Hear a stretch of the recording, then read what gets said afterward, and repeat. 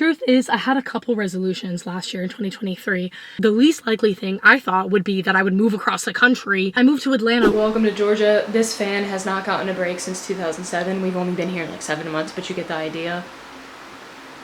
Start a job as a flight instructor, come out to my family, go back to school. Like, I didn't think any of that would happen, and all of those things happened. Where do we go from here? Hopefully up, and I mean that quite literally because I miss flying. I haven't flown too much recently, honestly. I want to move somewhere with hot weather. I want to continue to explore and learn and grow in my career and give back to the community. I want to continue to create videos, I just love creating. There's one thing that I do that is super toxic is I won't share what I'm going through, or I won't share what I'm struggling with to breathe currently, but I don't talk about it until it's after the fact and I've gotten success in that area. So when I'm successful, I come back and I'm like, oh yeah, I was struggling with this, but now I'm better now. And I come back as like a source of inspiration or help for people. And there's nothing wrong with that. It's a very, I was about to put my seatbelt on. I might be stuck in the loop of the struggle mindset. I might be stuck in the, as I like to call it, the rice and beans mentality, where you're always pinching pennies and you're so used to always studying and you're always so used to working double shifts and triple shifts and 15-hour shifts that a life of ease, not only do you think you don't deserve it, but you don't want it. I'm not the most studious person, but I definitely will do anything it takes to get to a goal that I have in mind. I'm just very much like that. I'm very lockjaw on it until I get it. And now I feel like I reached it. I became a flight instructor, which is something I was scared I could never do because I was afraid of it and intimidated in many ways. And then now I reached this point, I'm kind of like, what's the next thing? What's the next thing that's gonna kick me in the ass and get me eating rice and beans again? Because I'm not ready to stop learning and I'm not ready to stop. And then a part of me is a little bit afraid that I'm just doing that because I don't know how to relish in my hard work and I don't know how to relax. That's a very big concern of mine. But Ali was kind of like, well, the fears you have sound a lot like when you didn't want to become a flight instructor. And she's right about that because I noticed that because I journal. Please journal. It helps you be so self-aware. I kind of realized a lot of my fears that I have about going back to school are very similar to becoming a flight instructor. So my fears, I'm scared of losing my free time. I'm scared of losing myself. You know, I've gone through a very hard past couple of years. I've done a lot of work on myself. I'm very proud of how far I've come. And I don't talk about it. You don't always see it. A lot of growth doesn't happen on camera, right? But to be perfectly honest, some of my darkest times were in school. I was very lost. I didn't know what I was doing a lot of the time, and that translates into some of the most helpless and hopeless moments I've ever felt in my life. And maybe it's a little bit of a coincidence that it coincides when I was enrolled in school, but truthfully, I think a lot of it was because of school, right? You're always under the stress of like, oh wait, did I make my deadline? Wait, did I sign up for classes? Which, speaking of which, I still need to check into my classes now and make sure I actually have my schedule set. School starts in a week. I haven't been back to school since 2020, the beginning of spring 2020. So there's a little bit of apprehension there. And it's not that I forgot how to be a student. I know how to study. I think the biggest thing is that I struggle with the balance of still having a social life and still making time for myself without getting lost in my classes and the time management thing and learning like, okay, if you do your homework, you can have a life after that homework. But for me, I'm always like, I have homework. I can't hang out. Can't do anything else. And I had no life when I was in college and when I was in high school. And I was homeschooled in high school and I was very isolated. So there's a lot that goes into this that I'm sure a therapist would love to unpack with me for 14 months. But we don't have the time nor the budget for that. So the crash course, genuinely, I do think that it's the right path for me because if I don't go back now, I don't know when I'm ever going back. I did tell myself I would finish my bachelor's. So if anything, I'm doing it for me. Because people probably think like, oh, you're doing it just for like the shock factor, just so people are like, what is Abby gonna do? No, genuinely, I promised myself I would do it, and I kind of promised my Tati. I feel like I need to reassure myself that it's going to be okay, and even if it's not okay, at least you tried. You don't lose anything by trying. So I signed up for classes. I'm taking a full credit load. All my students know I'm going back to school, and they're actually so sweet and supportive about that. So I have the most supportive bosses and girlfriend and students and everybody ever. So I'm like, if I don't go back to school now, it's probably not going to happen. I got my instrument, I got my commercial, I got my CFI, and then I started to work as a flight instructor, and I realized now is the time to go back. If you want to be something, you have to actually do it. You realize that, right? So I was thinking, everything kind of converged to the point, why am I thinking of Kingdom Hearts? It got to the point where everything was leading to, you gotta go back to school. And I was like, nah, I'm pretty sure that's not the point. Let me just get another rating. Let me just get another license. Let me just add 100 hours on my flight instructing, and then I'll, you know, it'll be a different path. But everything was slowly starting to look like, and it's a little personal, I'm not gonna share all the details, but they all pointed to, you gotta go back to school. You gotta go back to university. You gotta go back to facultate, and you gotta get your degree done. Baby girl, there's no beating around the bush no more.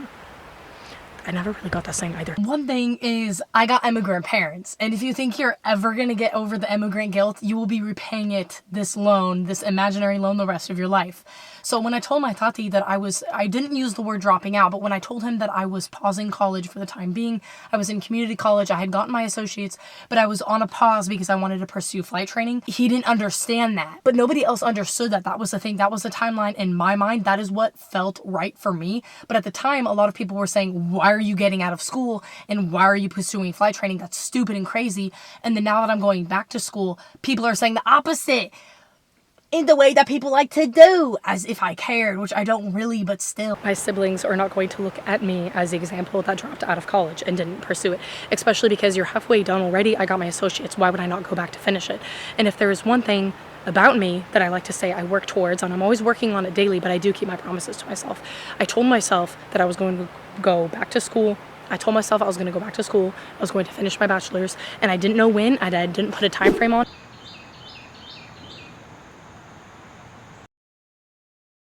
It's so hot. I have to catch the bus, and I'm making it to Astronomy Lab. Good job. It is telling you a place. This kind of categorical.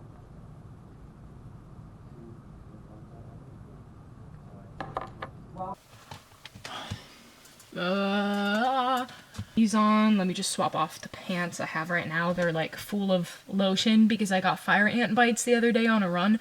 So that was exciting. And these are actually my shorts that I wear to work that I took from when I worked on the ramp. This is from my cousin. She gives me stuff that I would buy myself, except I won't buy myself because I hate shopping for myself. Can I go into a library if my stomach is showing? I'm pretty sure you can. Like, this isn't the 1800s, right? I think it's gonna be okay.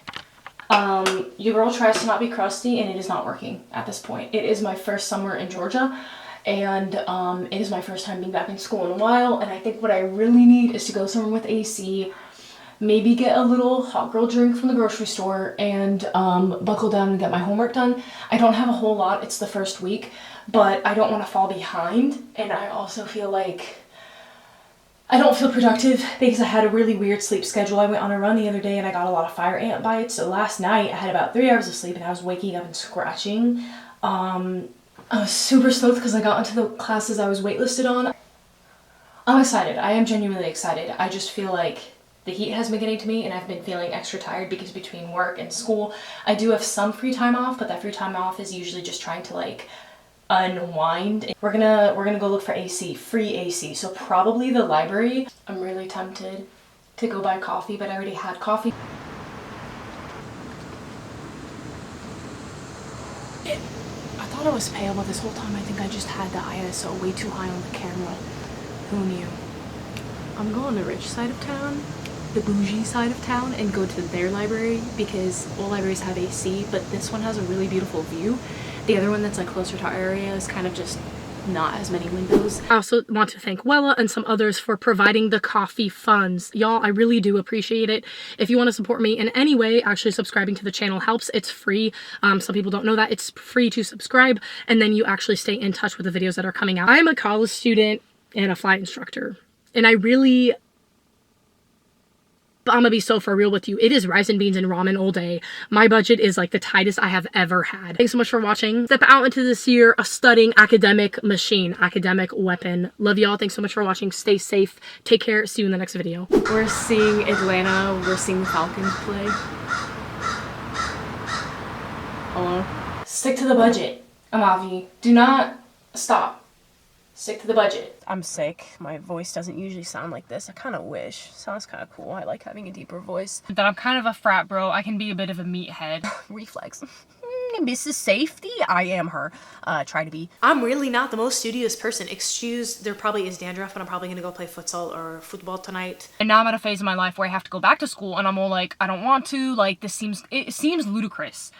not the rapper. I remember when Ali and I, we had so many jobs that there was just like 4 different tags hanging here from IKEA and FedEx and Delta. And like, I leave these in the hopes that people be like, oh my God, she's smart. We can't rob her. And the thing is, actually, for real though, one time I left my textbook, my aviation textbook in the front. I was studying for IFR commercial. This was in Tina, my old Honda Civic. A cop pulled me over and actually let me go because he was like, oh, flight training's probably really expensive. And I was like, yes, sir. So I owe my life to him. I've also gotten out of a speeding ticket because I was crying. But anyways, that's a story for another day. I had this feeling, kind of my whole life, I had a feeling I would end up an educator. It's like I don't know how to describe it. It's like I always admire them, but I didn't want to be them because I'm like, oh, they're underpaid, they're undervalued. And I just feel like God was like, we'll work on her for a decade or so.